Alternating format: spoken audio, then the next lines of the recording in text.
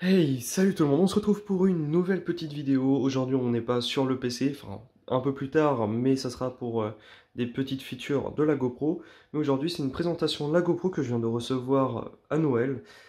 Donc c'est un très beau cadeau qu'on m'a offert. Et j'avais tout simplement envie de vous la présenter. Ça fait à peu près 2 semaines que je l'utilise. Bon, j'ai lu un peu avant Noël. Avant de commencer cette vidéo, je voulais également vous souhaiter une bonne année. On commence une année 2023, j'espère qu'elle sera meilleure que la 2022, bien évidemment. Et je vous invite également à t'abonner et à liker la vidéo si elle t'a plu, à mettre un petit commentaire de ce que tu penses de la nouvelle GoPro. C'est la GoPro Hero 11 Black, cette petite caméra que je viens de recevoir. Alors pourquoi je l'ai c'est tout simplement parce que je souhaitais... Ah, la fermeture qui fait des siennes, déjà. Hop là. Je souhaitais filmer un peu tout parce que je filme que ça soit des montages de PC ou quand je vous présente des petits trucs que j'achète et tout ça, que ça soit pour toujours mon setup. Ou même là, bientôt je vais recevoir ma nouvelle moto, donc j'avais envie en même temps de vous partager un peu mon ressenti de ma nouvelle moto. Enfin là je l'ai pas encore, hein, elle devrait arriver bientôt. Et puis un peu des petites anecdotes de la moto que j'ai actuellement. Bon, je vais pas faire des road rage, des trucs comme ça, hein, c'est pas mon style. Alors, dans ce kit, c'est le kit avec les accessoires qui est vendu chez GoPro. Hop là. Alors, c'est pas vraiment très pratique à attraper.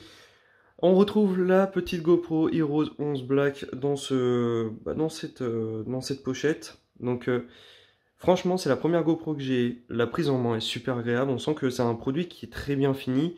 J'avais hésité avec DJI, avec leur Action Cam. Je sais plus trop si c'était ça, ouais.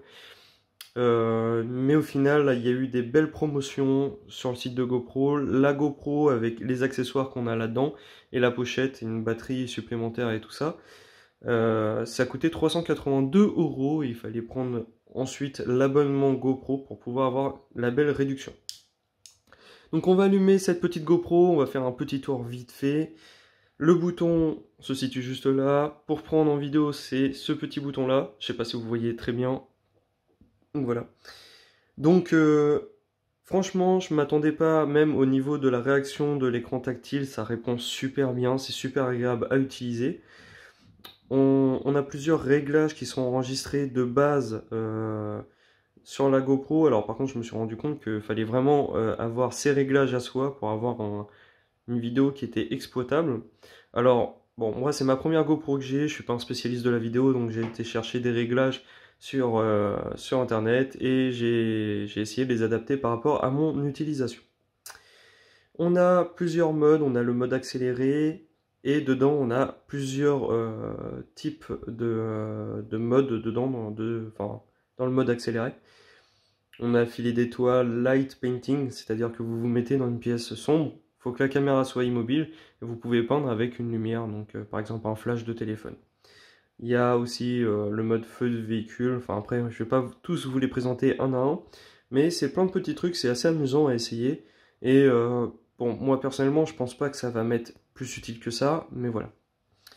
Après, au niveau de la présentation, la caméra filme jusqu'à, si je dis pas de bêtises, 200 images par seconde. Donc on peut faire des petits ralentis plutôt assez sympas.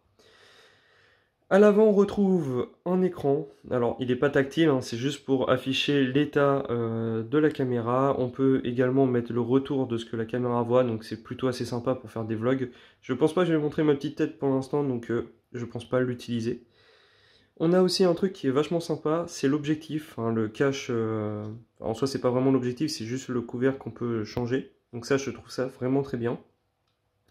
Après, on a notre petite trappe sur le côté qui nous permettra de venir recharger la GoPro avec la batterie qui est à l'intérieur. On a aussi l'emplacement pour la carte SD et l'emplacement pour la batterie.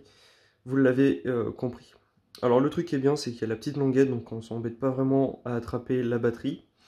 Le petit truc que je pourrais reprocher, c'est que on peut pas utiliser la caméra, enfin la GoPro, en la branchant sur l'ordinateur directement. Ce que je veux dire, c'est que si elle est en état de charge, vous pouvez pas l'utiliser et la filmer en même temps. C'est-à-dire si vous avez plus de batterie, bah tant pis pour vous. Donc ça, je trouve ça plutôt assez dommage. Vous avez tout de même la possibilité d'acheter un accessoire qui coûte 20 € où en fait on change le cache et il y a directement un câble USB qui est moulé dedans. Et ça fait que vous pouvez utiliser la GoPro tout en la rechargeant. Sauf que bah, le problème c'est qu'il faut l'acheter à côté. Donc c'est plutôt assez dommage et embêtant. Mais bon, voilà. La GoPro, il y a des features que je m'attendais vraiment pas. C'est qu'on peut l'utiliser, comment dire, avec comme caméra pour le PC, comme webcam. Et ça, je trouve ça super sympa. Je vous montrerai d'ailleurs tout à l'heure comment ça se passe. Mais voilà.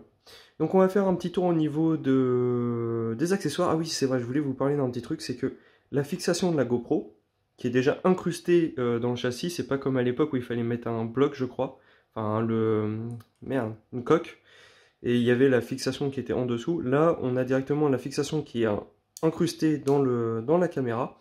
Et en plus, moi, au départ, je me suis dit, c'est con parce que si on fait tomber la caméra et que ça se casse, bah, j'espère que ça se revend. Et juste par curiosité, j'ai été voir sur le site de GoPro et ça se vend.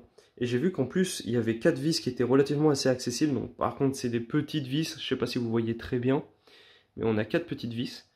Et je pense que ça peut se changer relativement assez facilement. C'est plus une pièce de rechange, je trouve. Alors, on va éteindre la petite caméra. On va passer sur les accessoires qui suivent. Alors, dedans, on a une batterie en plus. On avait une carte SD de 16 Go. Ça, par contre, c'est clairement pas assez.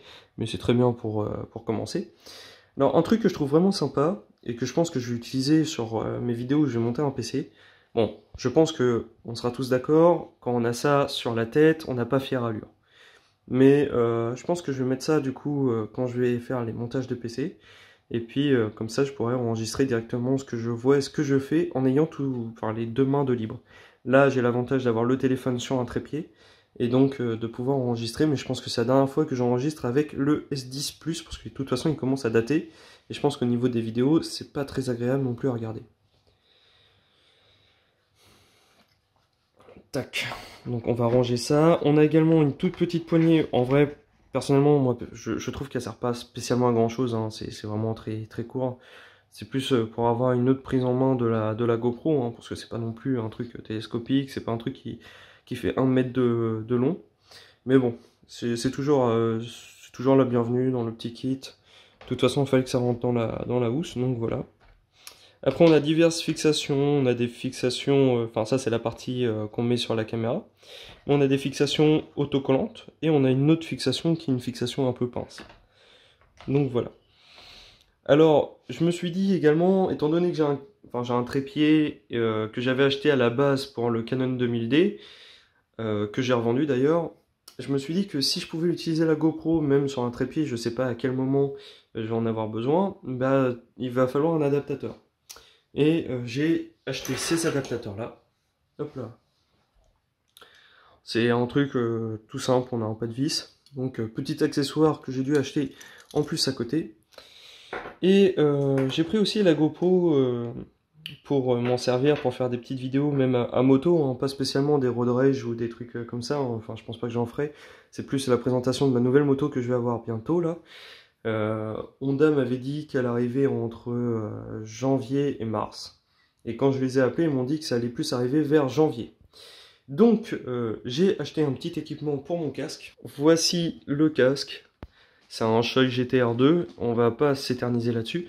Et une petite fixation au niveau du menton. Alors, je voulais vraiment pas coller la fixation qui se met sur le côté. En plus, la caméra aurait été de travers, donc ça aurait enregistré en mode téléphone. Il aurait fallu que j'achète un autre accessoire, mais là je me suis dit que c'était plutôt pas mal. On avait pile l'angle à laquelle je voyais un peu la route. Donc c'est plutôt pas mal, j'ai fait quelques essais, je vous montrerai tout à l'heure. Mais en soi, c'est vraiment sympa. Je sais plus c'était quelle marque, c'est une marque un peu enfin, comme ça, hein, c'est des produits assez génériques.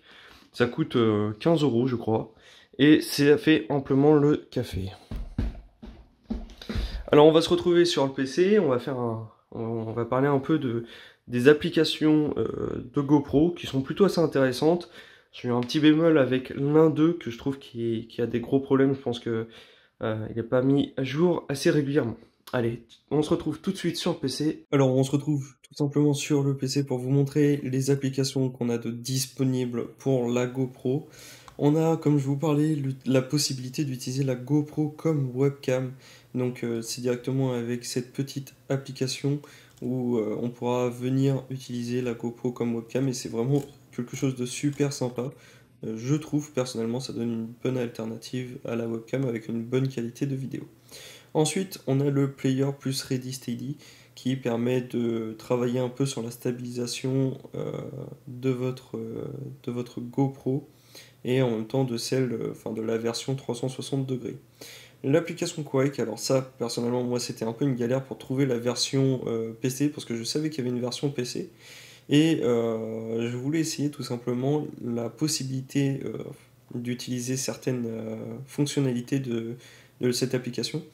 Alors je sais pas si vous savez, mais la GoPro enregistre vos positions GPS et grâce à ça on peut afficher par exemple la vitesse à laquelle on va, dans quelle direction on va, et si on est par exemple sur un circuit, on a en même temps la possibilité d'afficher directement le tracé. Donc ça c'est vraiment quelque chose de sympa.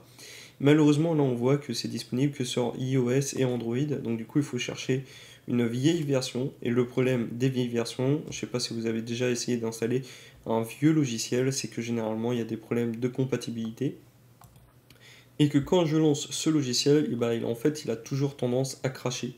Donc j'ai jamais vraiment pu l'utiliser. Et donc c'est un peu dommage, je trouve personnellement, de devoir passer par son téléphone juste pour rajouter l'indication de vitesse. Et personnellement, quand je le fais avec mon téléphone, la vidéo après est dégradée en termes de frame. Je perds des frames, et il y a des petits freeze et tout ça. Donc c'est vraiment dommage. J'espère qu'un jour, ils ressortiront une mise à jour de, de ce logiciel en fait. Et qu'ils le ressortiront tout simplement sur PC et qu'on n'aurait pas besoin de rechercher une vieille version toute pourrave. Alors j'avais également envie de vous montrer qu'est-ce que ça donnait avec les réglages que pour l'instant j'utilise pour la GoPro, par exemple quand je suis en moto. Donc voilà le rendu que ça fait. De nuit pour l'instant, je pense qu'on est tous d'accord, hein. On a déjà vu des enregistrements à la GoPro qui avaient une meilleure qualité. Je travaille un peu dessus pour voir quels réglages sont meilleurs. Mais de nuit, voilà ce que ça donne. Je pense qu'il y a encore mieux à faire, mais c'est toujours en cours. Et je pense qu'un jour j'arriverai à trouver le bon réglage. Alors pareil, de jour, du coup, ça donne ça. Alors, pour ma défense, il pleuvait, donc voilà, ça va, on voit pas trop non plus les gouttes d'eau sur l'objectif. On voit quand même un tout petit peu, hein, mais c'est pas vraiment méchant. Bon, j'ai pu vous montrer vaguement le rendu que la GoPro avait. Personnellement, je me suis rendu compte que si on n'a pas vraiment de connaissances sur les réglages vidéo, c'est un peu une galère. On est toujours obligé de chercher les réglages d'autres personnes, sinon on a des rendus qui sont inutilisables. Il n'y a pas de stabilisation, ou quand ça tourne, ça fait des trucs dégueulasses. Donc voilà. J'espère que cette petite vidéo de présentation de ma GoPro Hero 11 Black vous aura plu. Et n'hésitez pas à me dire dans les commentaires si vous souhaitez voir d'autres unboxings quand il y en a.